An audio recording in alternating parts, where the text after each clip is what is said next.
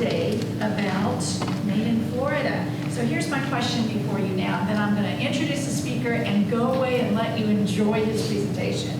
So, who's made in Florida? And here's the criteria. Were you born here? Anybody born? Tom, look at, y'all raise your hands high. Look at all the people born in Florida. Did you establish your life here? Yes, that's the rest of us. Or did you retire here and now Florida, you're made in Florida? See, we're all made in Florida. So let me introduce you to our speaker today. He's a graduate of the University of Florida's Journalism School. He is our presenter today, Art Levy, who joined Florida Trend Magazine in 2005. Before that, he worked for newspapers, including the Tampa Bay Times and the Sarasota Herald Tribune. Over the years, his stories have won more than, get ready, 20 awards. Wow, wowie, wowie, 20. For more than a decade, journalist Art Levy has traveled the state interviewing prominent Floridians for a Florida Trend Magazine feature called Icon. We know you'll see at least 2 Polk Countyans on the list today. Any guesses who they might be? There's another test. Well, you're going to find out. So please join me as we welcome Art to the podium.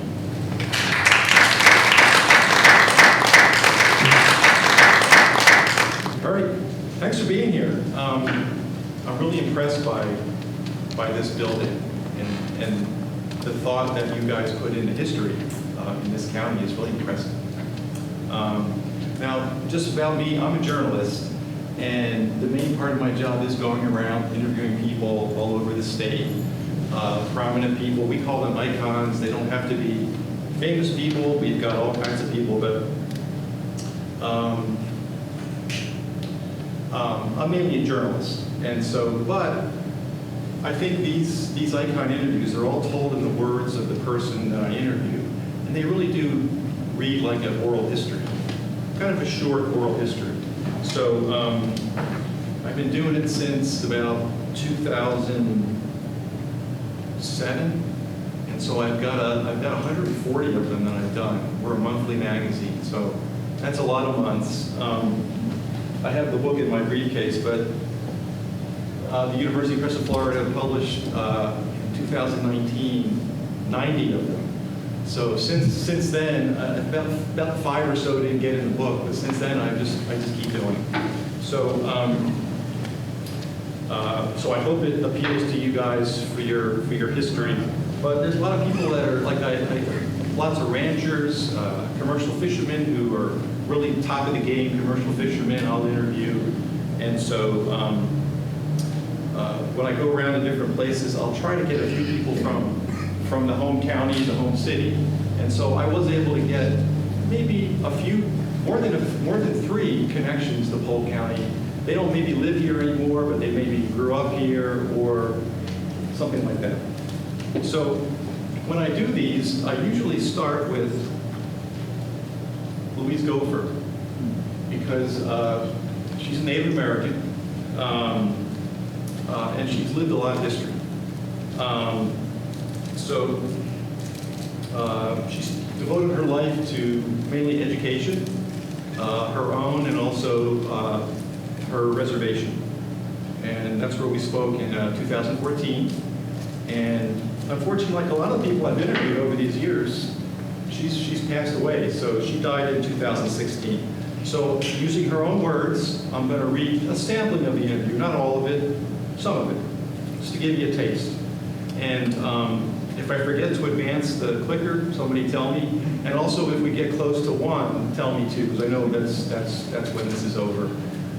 If you leave it up to me, I'll just read everything, and I'll just read. I'll read you the whole book. Okay, so here's how Louise Gopher starts. I was born in an orange grove because that's where my parents were working at the time. So that's where they established their camp. I was born in a chickee. Sometimes we would live in a trailer or some other structure. I must have been almost finished with school before I actually moved into a house with all the comforts, such as indoor bathrooms, indoor showers, running water. When I was a kid, I only spoke my native language, Creek, no English. I guess my father knew a little to get by at work, and my mother probably did too. But I didn't learn English until I started going to school. I was the first female member of the Seminole tribe to earn a bachelor's degree. I lived in Fort Pierce, and a junior college had been built, Indian River Community College, and I finished 2 years there and then went to Florida Atlantic University. After a while, people kept saying, she's been going to school forever, but I knew the education was going to help me. We lived in camps near Fort Pierce with a lot of other families living nearby. My parents did agricultural work. It seemed like every evening there was a big bonfire or campfire, and we sat around, and that's when you listened to the stories and the legends and learned the history. The mascot thing has been a big issue for some teams, but I don't mind FSU's mascot. The outfits and everything aren't correct. There's nothing cartoonish or ugly. I think FSU understands our history. And I'm the undersigned who's going to FSU, so I'm happy to say that. We have 2 dialects in the Seminole tribe. It's like having 2 languages. One is the Creek language, and the other is Miccosukee. I speak Creek. The languages are so different, a lot of people who understand one can't understand the other. My grandfather, DeSoto Tiger, he was killed when my mother was 2 weeks old. Or he's a history story. Did you ever hear about the John Ashley gang? They ran up and down the south coast of Florida in the 1910s to about the 1920s. They were outlaws. Where my grandfather fits in, he was their first victim. He was a fur trapper and was taking some hides, some otter hides, down to Miami in 1910 or 1911. John Ashley killed him and took the hides.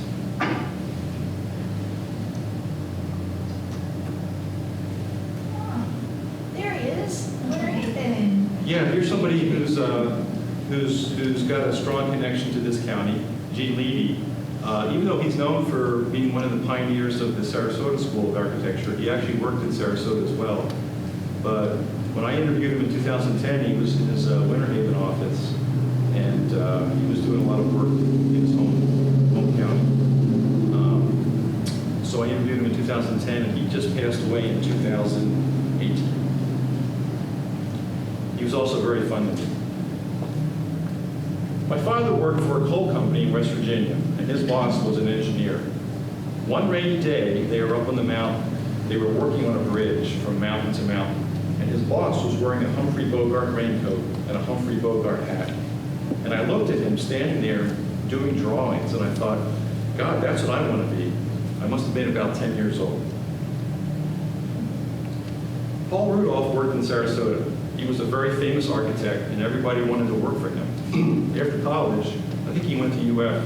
I went down there and told him I wanted to work for him, and he said, what can you do? I said, well, I can do your design work. He laughed at me, and we became friends. Sarasota used to be pretty open-minded. There are things you can do in Sarasota that you couldn't do anyplace else. Paul Rudolph was down there doing some real avant-garde stuff, so it attracted a lot of young guys. During the 1950s, Sarasota was probably the greatest place in the world to be an architect. To me, it was like Paris after World War I. So there were about 10 or 15 of us. We were all good friends, no jealousy. In fact, we used to eat at this restaurant downtown for lunch all the time, and we would discuss architecture. I think it was called the Spanish Grill or something. It was our hangout. So I was in Winter Haven, and Phil Hitz, this is a former school board member in Sarasota. He called me. He said, Gene, I want you to do Brentwood Elementary School. This is on a Friday, and he asked if I can come down to Sarasota Monday and sign the contract and start work on Tuesday. I said, yeah, that's how it worked. The public has to be more aware of what they got. Like they just tore down the Riverview High School in Sarasota that Paul Rudolph did. That was a national monument, and they tore it down. We live in a Kleenex society. We use it and we throw it away. I was one of the first architects to start doing my own interiors because so many interior decorators were screwing up my buildings. A good building to me is the honest use of materials, straightforward construction, no gold. So many architects, especially young architects, they play to the house. They're trying to do something real dramatic. They go over budget and it doesn't work half the time. I like this, we talk about things that are personal to them too. And I always like this quote about from him. It says, "My philosophy on raising kids is give them lots of love and plenty of self-confidence. When my son Ingram was 4 years old, he has a very sophisticated computer business in Winter Haven now. Some guy came in the office and said to Ingram, 'Who are you?' And Ingram said, 'I'm Ingram Levy, and I'm the best kid in the world.' The guy said, 'Boy, that's impressive. Where did you get that idea?' And Ingram said, 'My daddy tells me that every day.'"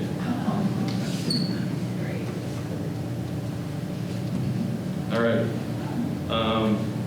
Marion Carroll was the only woman of the original Florida highwayman painters. And she was one of my first people I interviewed for this feature. I interviewed her in 2007, and she just recently died in 2019. And she mentions a couple of the people that she worked with, some of the more famous highwayman painters, although she has gotten a lot of collectors are going after her stuff now. I met Harold Newton by the road in Fort Pierce. He was one of the first highwaymen. It was his car that attracted my eye. There were flames painted on it. He did that for attention. He told me what he did and he showed me his paintings in the back seat. I watched him paint. He wasn't my teacher though. He showed me how to mix oils, but when I was a child, I could already draw anything I saw. Then I started going on the road with the guys. I was probably 18 when I sold my first painting. And of course, back then, the paintings were sold from a car trunk for $5, $10, and now they're many, many thousands of dollars. When I was young, the options I had, and of course, she grew up in Palm Beach, or Martin County on the East Coast. When I was young, the options I had were cleaning house, babysitting, picking fruit, nurse's aide. Basically, that was it for a woman. But I wanted to be a painter, and there were things I had to do to support my art. I never picked fruit, but I did some babysitting, and I did some house cleaning. I worked in a gladiola field when I was younger, cutting the flowers off with a pocket knife. These landscapes are true Florida scenes, and a lot of these things I paint you don't see anymore. Treasures are being destroyed. That's why I like painting landscapes. It's painting history. It actually kind of breaks my heart to think about the things that aren't here anymore. I look across the street from my house, and I see houses where I used to see trees. What I'm going to do, by the grace of God, sometime soon, I'm going to paint that scene, but I'm going to take all those houses out of there, and I'm going to bring back the trees.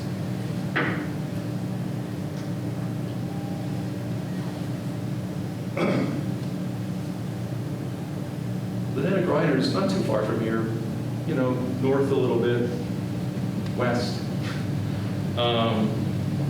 She's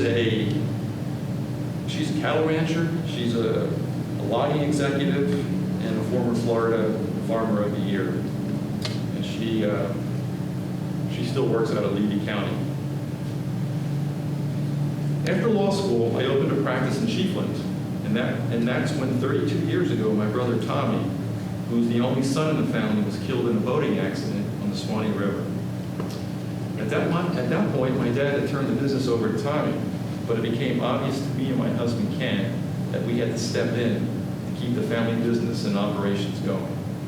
So Ken sold his car dealership, and I closed my law practice. And here we are, loggers and cattle producers, which hadn't been on our radar at the time.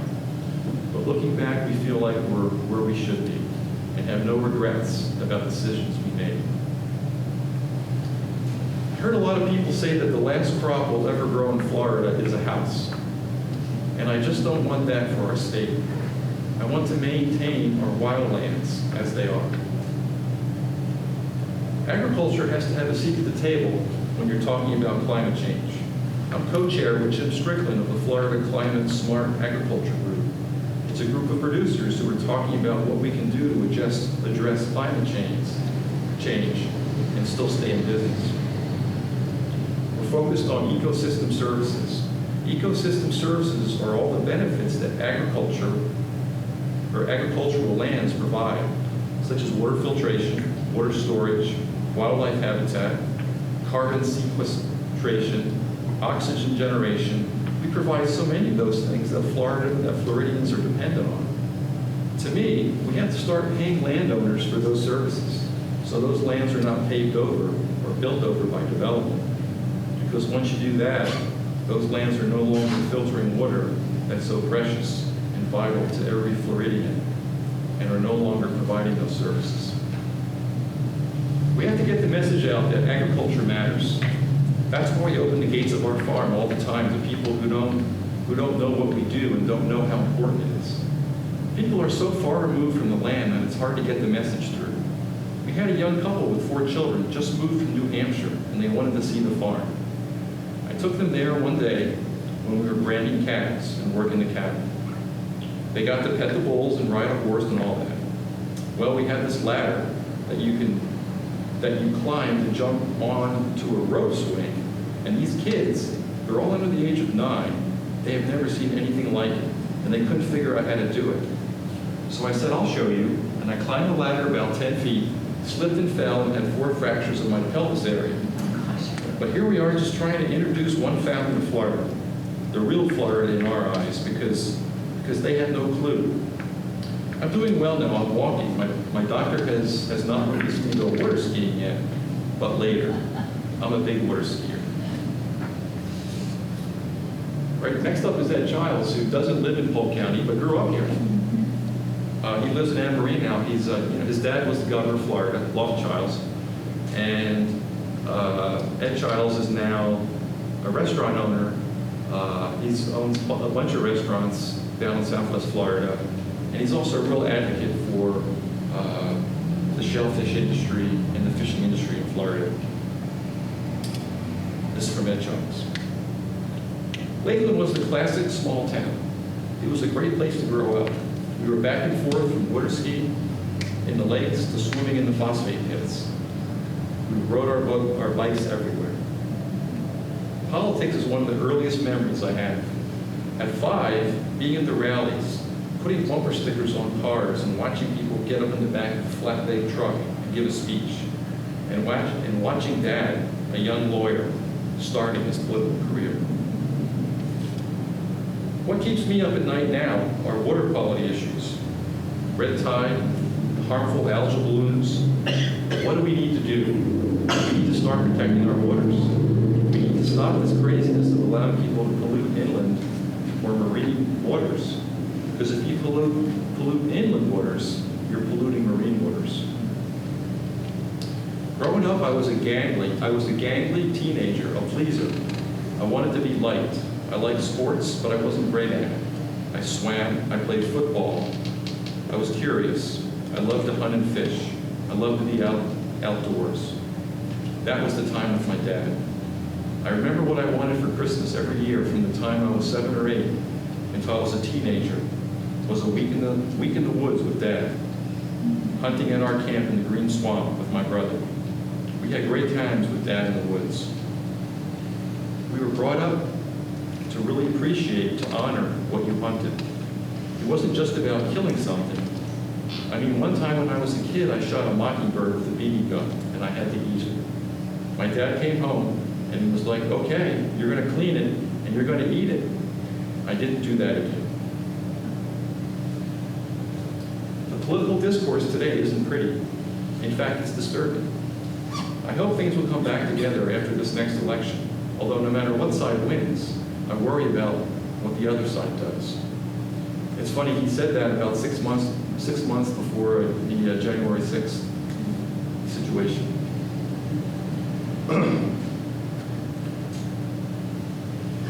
What makes a good turkey hunter? You have to love it.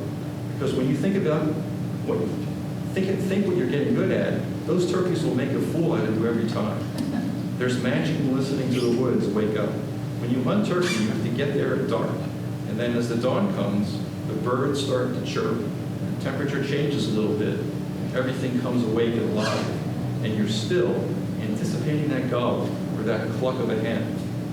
You may see a bobcat coming through, or hear an owl that's hooting, or see the raccoons that come by, and the possums and the deer. It's that feeling of really being alive and connected. If you don't like any of that, you're not going to end up being a good turkey hunter. The most important thread in the fabric of a community, a village, a small city, to me is the small business district. If you don't have a place to go get a frock or a newspaper or a cup of coffee or a sandwich or a gift and convene with people, then you're a subdivision. For 2 months, if you're a Florida restaurant that's worth its salt and you're not serving sweet corn in May and June, when the Zellwood and the Silver Queen are available, you're missing an opportunity.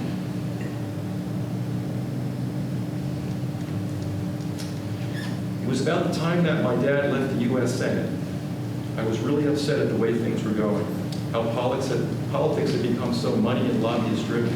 I couldn't shake it. I had a feeling that I was sorry, the kind of sorry that you're not doing right. I was talking, but I wasn't willing to stick my head up and get into the fray. So I decided to run for the state Senate. It was a close race. I won in Manatee County, but I lost in the southern counties. It was a freeing experience for me, like I'd been let out of school. I'd been carrying a burden, but I got rid of it. And I haven't had the temptation to run for office again.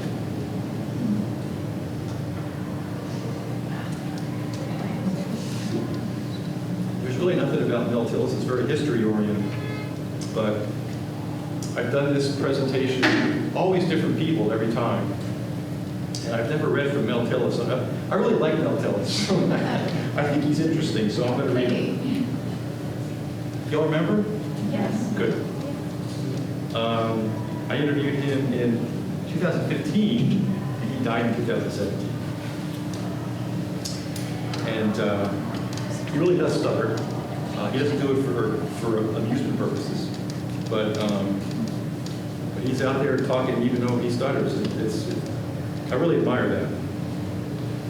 I came home from my first day of elementary school and I said, "Mama, do I stutter?" She said, "Yes, son, you do." I said, "Mama, they laughed at me." And she said, "Well, son, if they're going to laugh at you, give them something to laugh about." I went back to school the next day, and that was my very first day in show business.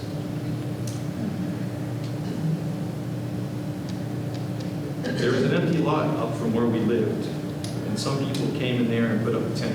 Now he lived both in Hillsborough County and also rural Palm Beach County. I think he's talking about Hillsborough County here. So some people had put up a tent, Church of God folks. We're Baptists, but my mom wanted us to go because there'd be music. I sat in the front row. They came out there with banjos and guitars, and I thought that was the finest thing in the world. It really inspired me. From then on, I started trying to sing, and I realized I could sing without stuttering. I'd listen to Bob Willis on the radio and the Grand Ole Opry, and I'd sit there with that doggone radio, and I learned the songs. I was only about 6 years old. Stuttering actually opened doors for me. I know that. I know people came to my shows to laugh at me, and I let them laugh. But the next thing I knew, I did 39 Johnny Carson shows, the Mike Douglas show, the Merv Griffin show, the Dinah Shore show, the Dean Martin show, and a bunch of movies and TV shows. If you could laugh, you've got it made. It's the best medicine in the world. I graduated from high school in 1951 and attended the University of Florida, and I was there for 3 months. I went home for the Christmas holiday, and I told my dad, I ain't going back to school. And he said, if you ain't going back to school, you're going to work in the bakery. And I said, Daddy, I don't want to be a baker. So I signed up for the Air Force. I had my training. I took the aptitude test to find out what I was suited for, and I waited for my orders. The orders came in and said for me to report to the 4th Army Baking School in San Antonio, Texas. I tell folks that I serve my country. I serve my country cakes and cookies and pies and donuts and bread. was in a few of them Burt Reynolds movies. I did Smokey and the Bandit 2. I had a scene with Jackie Gleason. That was fun. I really liked him. I did Cannonball Run 1 and 2. Burt's in West Palm Beach, and I'm from Pahokee, so those are both towns in Palm Beach County. About 35 miles away. He always called me Pahokee trash.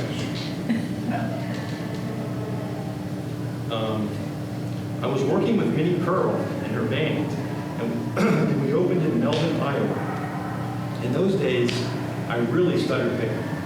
Roger Miller, he's another country music singer. Roger Miller came out and introduced me, and then after my song, Roger came back out and said, "Melvin says thank you." That went on for 2 or 3 days. Miss Minnie didn't know I stuttered at the time. Nobody told her, and I didn't do too much talking, but she noticed something was wrong. She took me aside and said, "Melvin, I noticed that you have some kind of speech problem." She said, "Melvin, if you're going to be in our business, you have to introduce your own songs, you need to thank the folks, and you need to sign autographs." I said, "Miss Minnie, I can't do that. They'll laugh at me." She said, "No, they won't. They'll laugh with you." And from that day on, I started talking on stage a little bit at a time.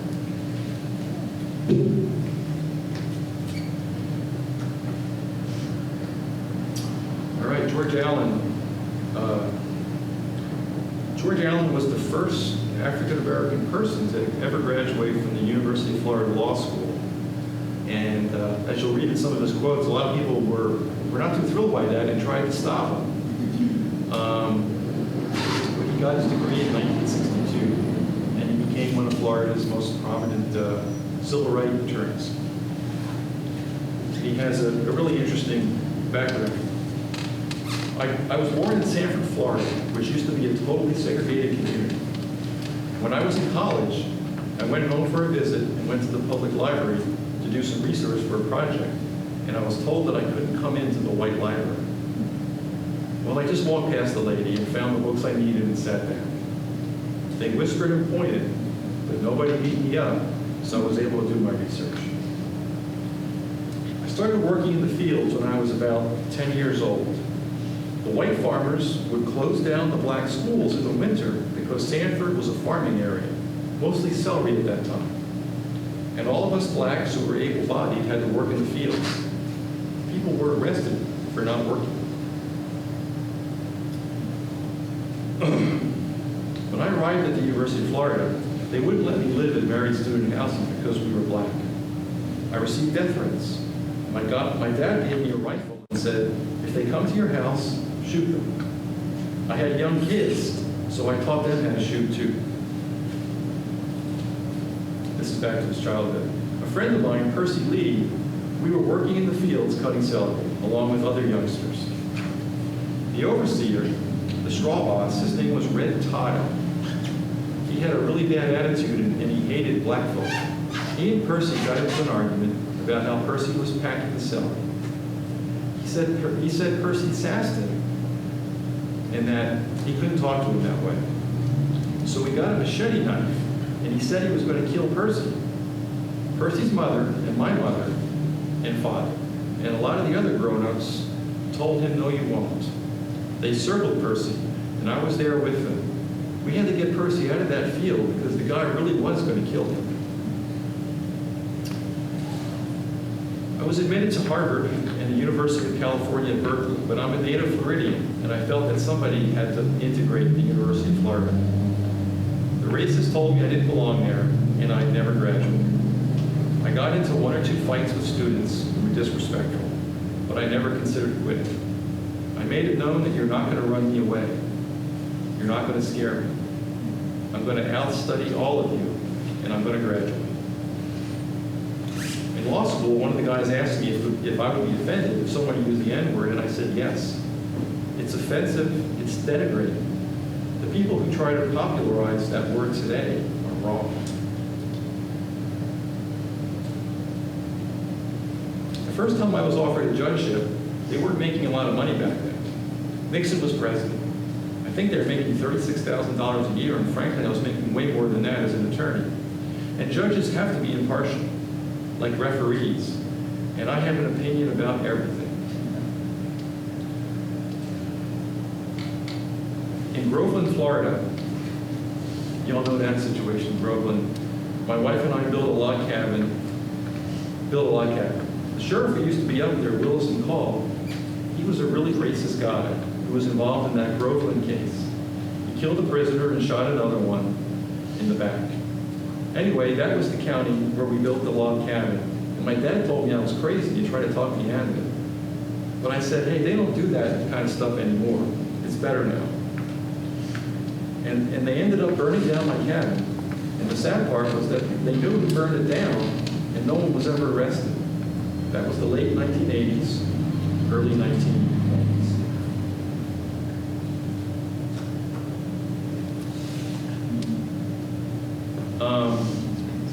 Y'all know Doc Dockery just died. I talked to him in 2013, but he's a really terrific guy, but for space reasons, he didn't make the book. But I regret that decision today. And you all know his wife was Paula Dockery, the former state senator.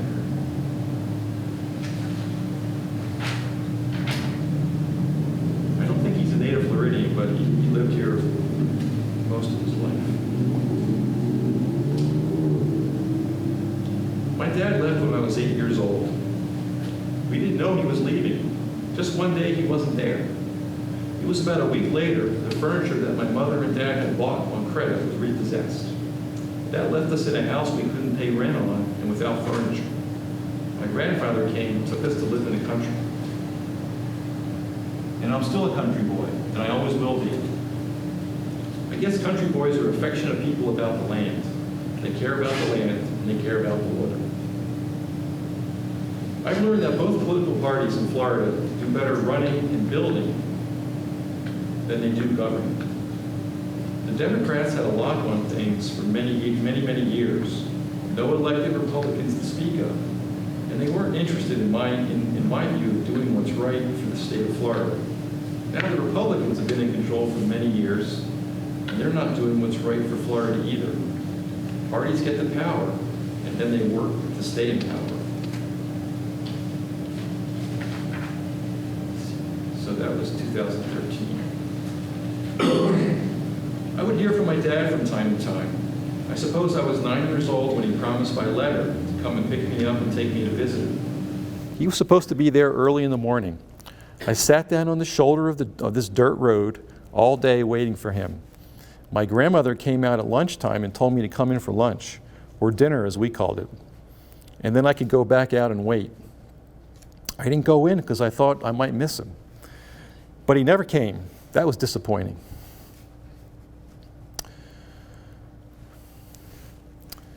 My grandfather was teaching me how to dig ditches. We were laying a water pipe at the farm, and he said to me, boy, he never called me anything but boy. He said, boy, if you can dig a ditch that you can be proud of, then you've learned something about work. Whatever you do, do it the best.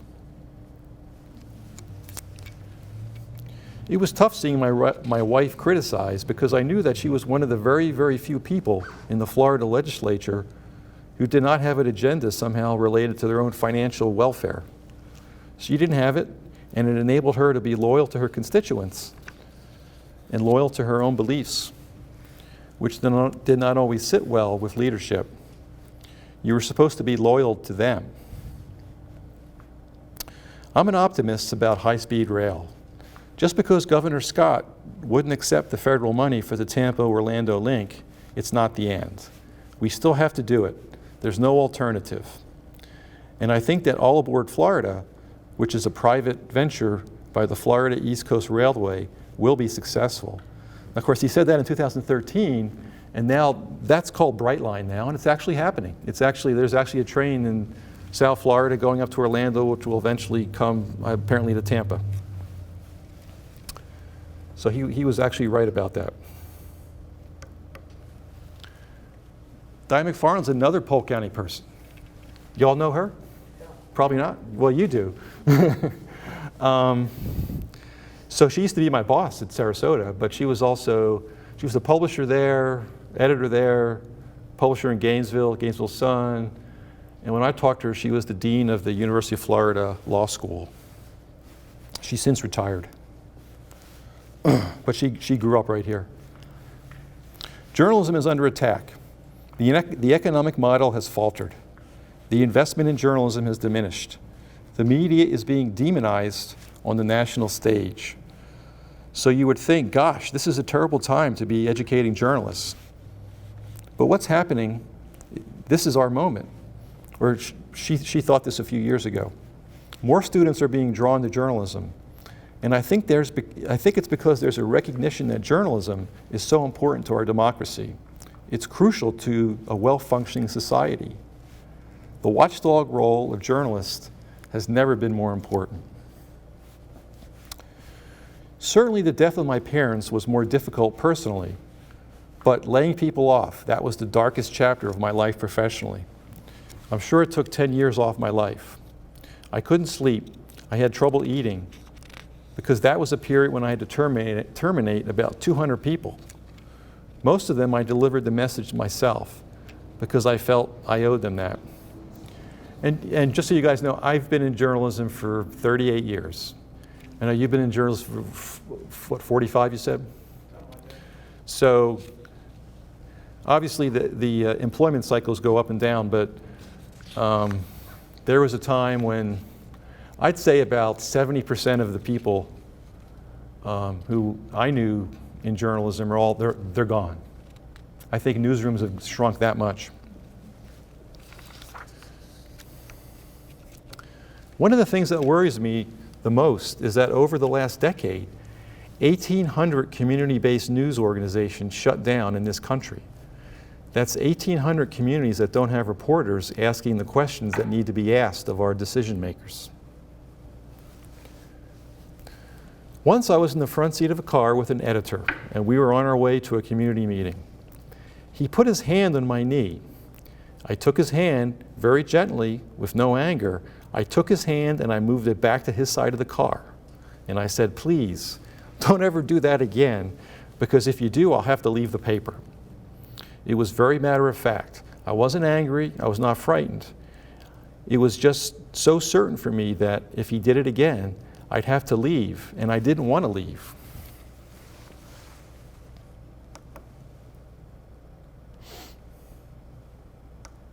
All right. Greg Asbed started the coalition of Immokalee farm workers, so he spends a lot of time working with farm workers, and he kind of backs up some of the stuff that George Allen said about the history of farm workers in Florida. I talked to him in 2018, and he's still at it. He's still doing the same work. I tend not to be the person who looks for explanations for why you do what you do based on your background. Frankly, I think anybody who has seen the sorts of things that I have seen through the work I do, I've seen slavery, beating, sexual assault, the kind of stuff that goes on in the fields, or that's the kind of stuff that goes on in the fields. I would hope anybody would respond to it, no matter who they are, no matter their background. Have you read Devil in the Grove? You should. It should be required reading for all Florida high school students and for all Floridians. It talks about Florida, not the one we know today, but the roots of what we are today. And that book tells the Groveland story that George Allen referenced. In the early 1990s, when we first got here, the conditions in Immokalee were pretty shocking. You would see people getting beaten up out here in this parking lot on payday, and it was because they complained about their pay or being short, or they didn't get any pay. We realized that these conditions were not put here on 2 tablets. These conditions have reasons, and these reasons have roots that we could analyze, and we could see how we could change them. We started to ask, why are farm workers so poor? Why are farm workers so exploited? Why are they so abused? Why do they face so much violence at work?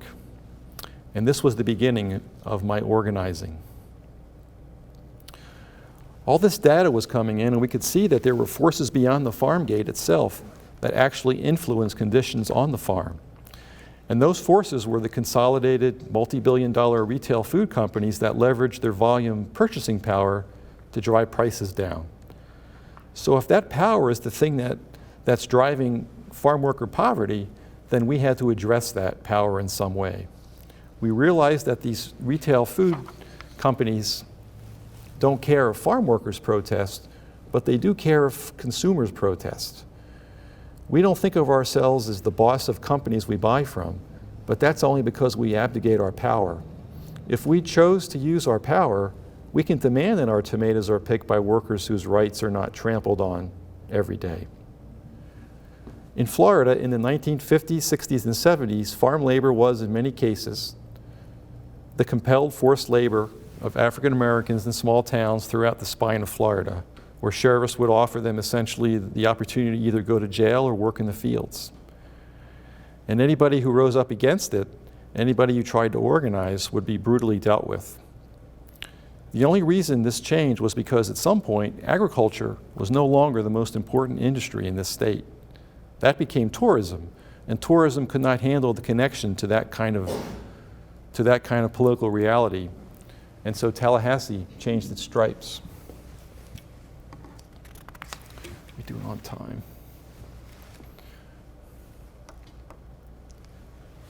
Shaquille O'Neal, nothing historical, but thought I'd throw a couple quotes in from Shaquille O'Neal, who I met in 2013, very nice, funny guy who's gotten even more famous in recent years. 4 years ago, I went to Walter Reed Hospital to see some of the troops. I saw a guy with both of his legs cut off, and he had the biggest smile on his face. He told me in front of everybody, he said, "Hey, I'm waiting for my legs to come back." He was waiting on some of those robotic legs. And then I want to go back to Iraq. I was like, damn, from that day on, I decided I'm not going to complain about anything.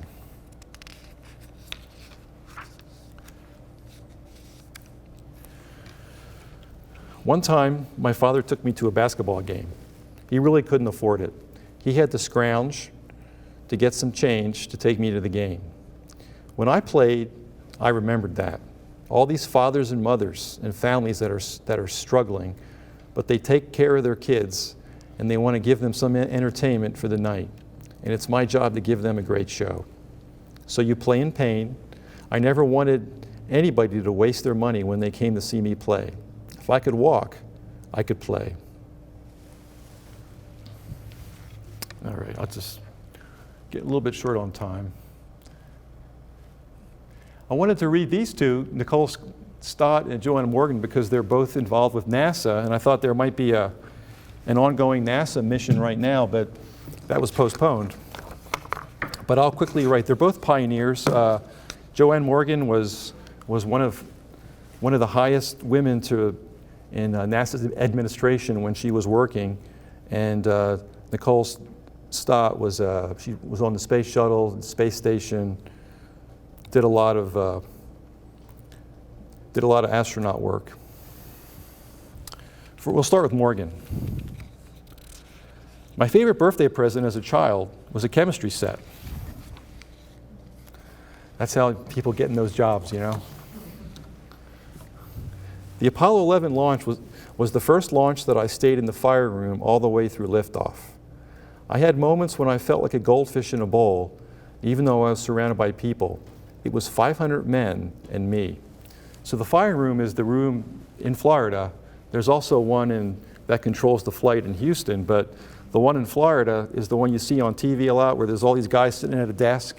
And so she did that, and she was the only woman for this particular launch at that time. In the firing room during an Apollo launch, we were on television all the time.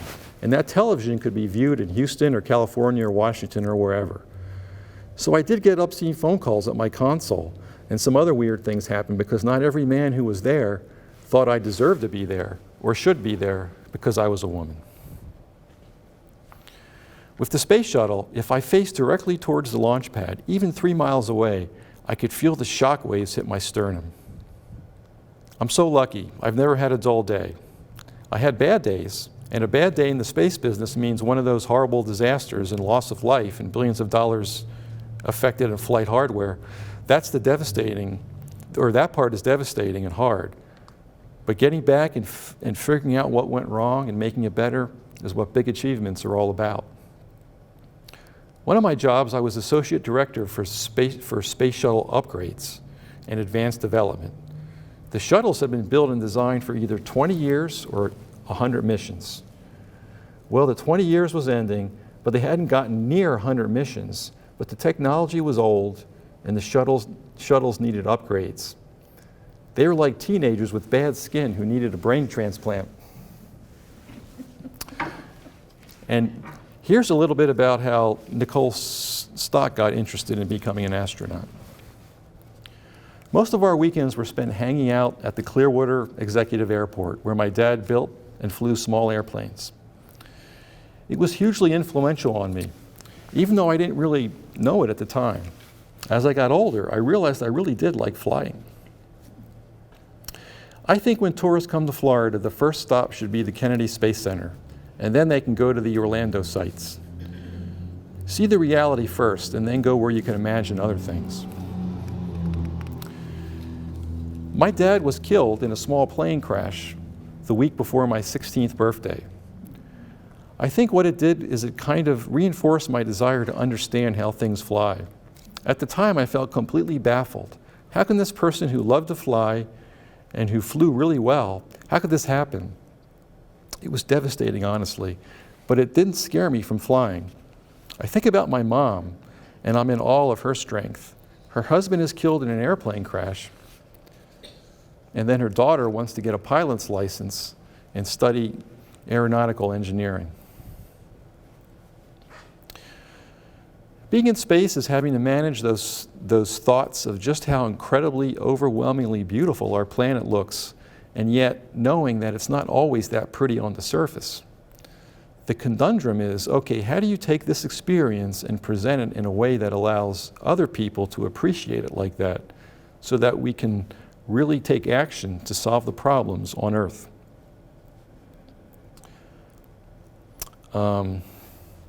So she was on the space station, and they lived there for long periods of time, so they all had things that they had, hobbies and whatnot, and hers was painting. We're not just working on the space station, we're living there.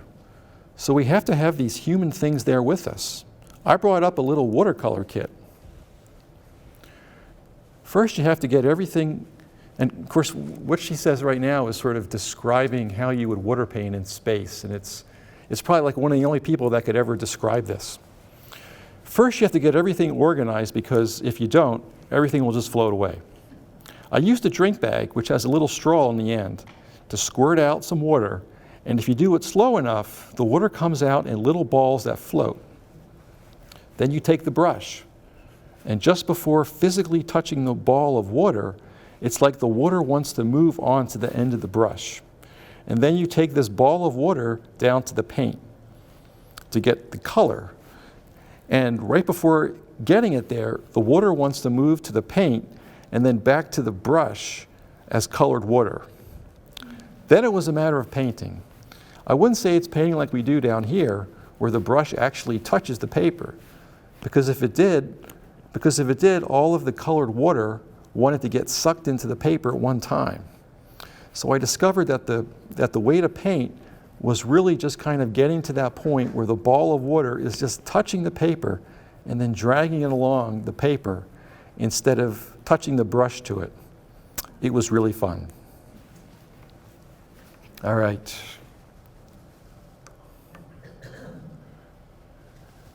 Do y'all know Patrick Smith? He wrote a Land Remembered, one of the iconic sort of Florida history books, but it's historical fiction. And so I like to end with Patrick Smith. I talked to him in 2013, and he died soon after. He was pretty ill. He was actually in this picture that ran in the magazine. I think that's it. He was actually in his bed, in a hospital bed in his living room. And it was during the summer, so my two sons could come with me. And it was really neat because they got to meet him, and his wife was so pleasant to them, and it was really a special interview for me. Okay, Patrick Smith. Marjorie Kinnan Rawlings. I wrote my master's thesis in college on her. She was a tremendous writer, but her novels usually covered 1 year, and that's about it. I wrote A Land Remembered because I wanted to try to picture life here in Florida over a long period of time. I don't think anyone else has ever attempted a novel that covered more than 100 years of Florida. I was what was called a moonlight writer. That's some guy who works all day and then writes at night.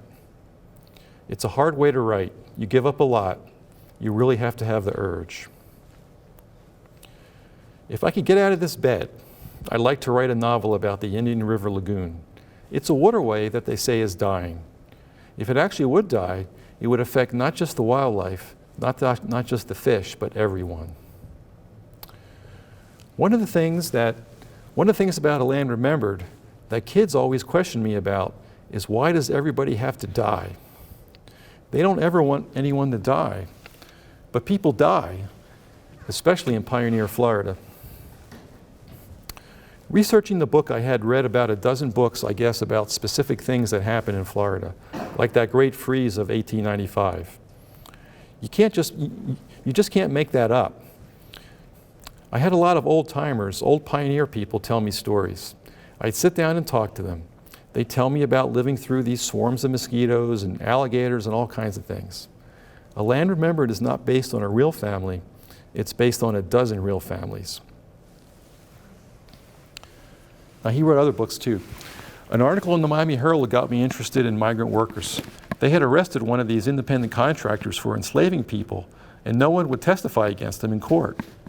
When I was researching Angel City, the novel I wrote about a migrant family, I went down to Homestead and posed as a migrant and lived in the camps. I picked tomatoes and squash and all that stuff. I had to know what it was like. That was a really dangerous thing to be doing. Buddy Epson was a big fan of A Land Remembered. That's the guy who was on the Beverly Hillbillies. Anyway, we talked by phone about it several times, and then one day he just flew here from California, landed in Orlando, rented a car, and drove over to my house. He wanted to talk about everything about it. My wife Iris took a picture of him, but she cut off the top of his head. Death doesn't scare me. I have emphysema, I broke a bunch of my bones, and before that I had cancer. I also had a really bad stroke. I've been hit so hard by what's got me in this bed that I'm not afraid to die anymore. I think we're after one. I'm happy to answer any questions, and also if you guys have, I'm still doing these icons. If you have ideas of people that I could interview, I'd love to hear it. Thank you all for coming.